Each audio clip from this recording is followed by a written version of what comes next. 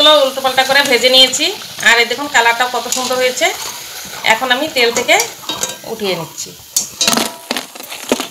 দেখুন বন্ধুরা, আটা দিয়ে স্ন্যাক্স রেসিপিটি বানিয়েছি, হয়ে গেছে। আর দেখুন কত সুন্দর লাগছে দেখতে।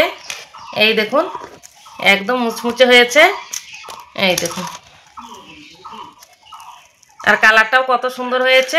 আর কিন্তু চায়ের সঙ্গে কিন্তু খুব সুন্দর লাগবে খেতে। আর দেখতেও কিন্তু অসাধারণ লাগছে, আর খেতেও কিন্তু খুব সুস্বাদু লাগবে।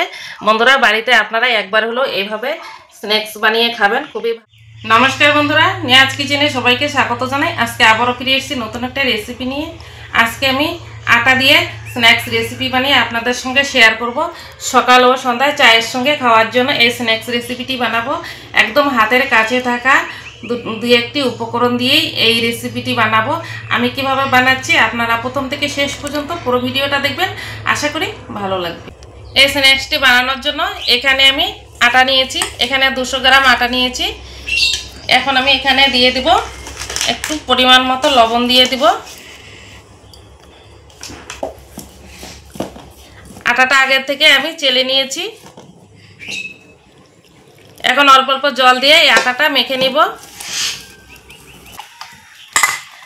আটাটা মেখে একটা ডোয়ে পরিণত করে নিয়েছি। এখন এখান থেকে আমি এই দুটো লেচি কেটে নেব।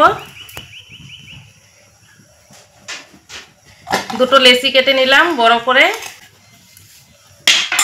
এখন একটা লেচি নিয়ে নিলাম, নিয়ে একটা রুটি বেলে নেব। একটু শুকনো আটা দিয়ে দেব,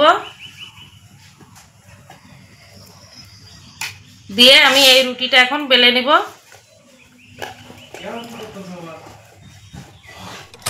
রুটি বেলে নিয়েছি। এখন এই রুটিটা আমি ভেজে নেব। তার জন্য গ্যাসের উনুনে তাওয়া বসিয়ে দিয়েছি আগের থেকে। তাওয়াটা গরম হয়ে গেছে, এখন আমি রুটিটা দিয়ে দেব। আরও একটা লেচি কেটে রেখেছিলাম, সেটাও আমি একটা রুটি বেলে নেব। রুটিটা একটা বাস হয়ে গেছে, এখন উল্টিয়ে নিলাম। রুটিটা হয়ে গেছে, এখন আমি নামিয়ে নিলাম। এইভাবে হালকা ভেজে নিতে হবে। আর একটা রুটি আছে, সেটাও আমি এই তাওয়াতে দিয়ে দিলাম। যে রুটিটা আমি ভেজে নামিয়েছি, এই রুটিটা আমি এই একটা বটি দিয়ে রুটিটা আমি কেটে নিব। আপনারা ছুরি দিয়েও কাটতে পারেন। প্রথমে মাছ বরাবর কেটে নিলাম, তারপর এইভাবে কেটে নিব।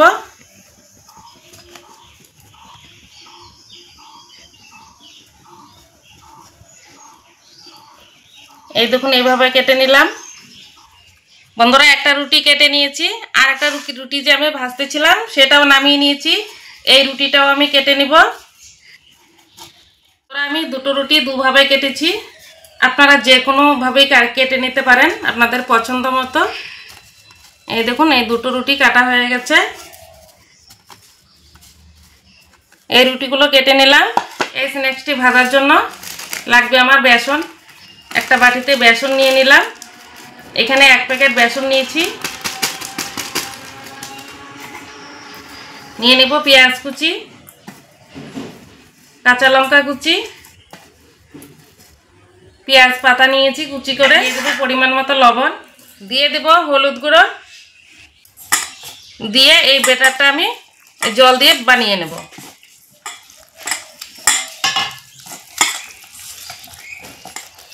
একটু জল লাগবে।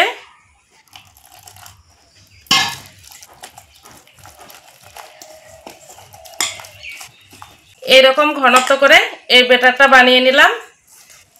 এখন এই স্ন্যাক্সগুলো আমি ভেজে নেব। ব্যাটারটা বানানো হয়ে গেছে, রেডি করে নিয়েছি। এখন আমি ভাজার জন্য একটা করে রুটি এই ব্যাটারে দিয়ে দিব। আর ভাজার জন্য গ্যাসের উনুনে কড়াতে তেল বসিয়ে দিয়েছি। আর তেলটা কিন্তু গরম হয়ে গেছে। এখন আমি তেলে একটা করে স্ন্যাক্স দিব, দিয়ে দিয়ে ভেজে নেব।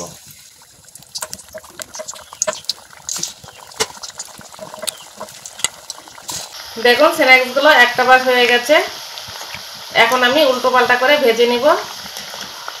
এই দেখুন কত সুন্দর হয়ে গেছে, ফুলে একদম টইটুম্বর হয়ে যাচ্ছে। স্ন্যাক্সগুলো উল্টো পাল্টা করে ভেজে নিয়েছি। আর এই দেখুন কালারটাও কত সুন্দর হয়েছে। এখন আমি তেল থেকে উঠিয়ে নিচ্ছি আর বাকি স্ন্যাক্সগুলো এইভাবে ভেজে নিব। দেখুন বন্ধুরা, আটা দিয়ে স্ন্যাক্স রেসিপিটি বানিয়েছি, হয়ে গেছে। আর দেখুন কত সুন্দর লাগছে দেখতে। এই দেখুন একদম মুচমুচে হয়েছে, এই দেখুন। আর কালারটাও কত সুন্দর হয়েছে।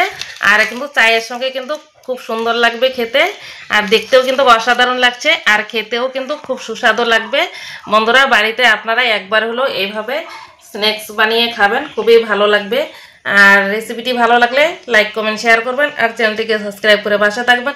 আর ততক্ষণে সুস্থ থাকবেন, ভালো থাকবেন। ধন্যবাদ।